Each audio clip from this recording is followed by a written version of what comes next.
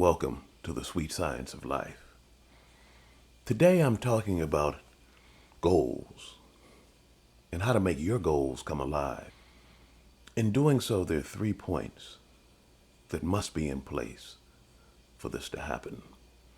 You have to have realistic expectations, you have to have a goal, and you need a solid plan. Oftentimes we think we know what's good for us. Fueled by impulse and desire, we pursue our whims rather than what we need, and we know the outcomes. And we've been down this road many times before and often have been burned by the outcome. Whether we get hyped about a new job or a fine woman, our thirst is undeniable.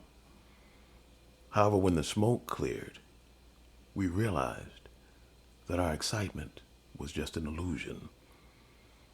The career move came with a ton of responsibility, more than the extra money could make us forget. And that hot woman, the one we were so thirsty for, was true to the game, making us pay to play. So what happened, you ask? Where's my come up? The easy life I imagined? Well, that's a good question. And I can assure you, the culprit isn't the situation. In fact, we got what we wanted, didn't we? So what's the problem? You. Your thinking was grandiose, entitled, and your expectations were unrealistic.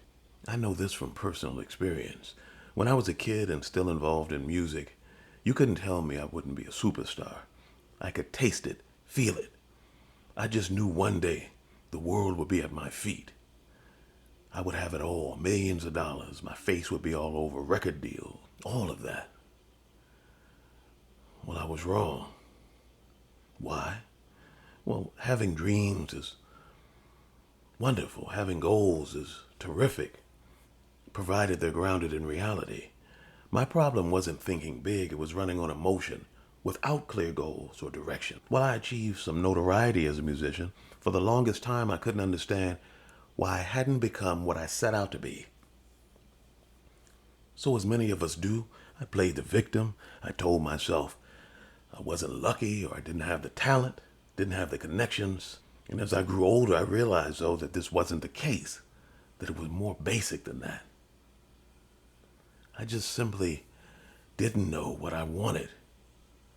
Just saying you're going to be successful isn't enough. You need to think through the process and put a plan in action. And the plan must be practical, with consistent increases in difficulty. Just like for those of us that work out, progressive resistance.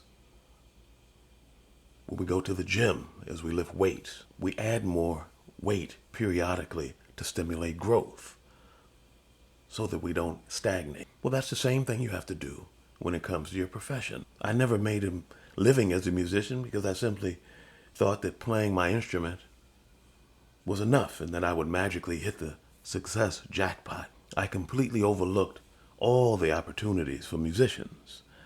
I could have been a producer, a teacher, a song or film score writer. I could have been a studio musician or a backup musician in someone's band.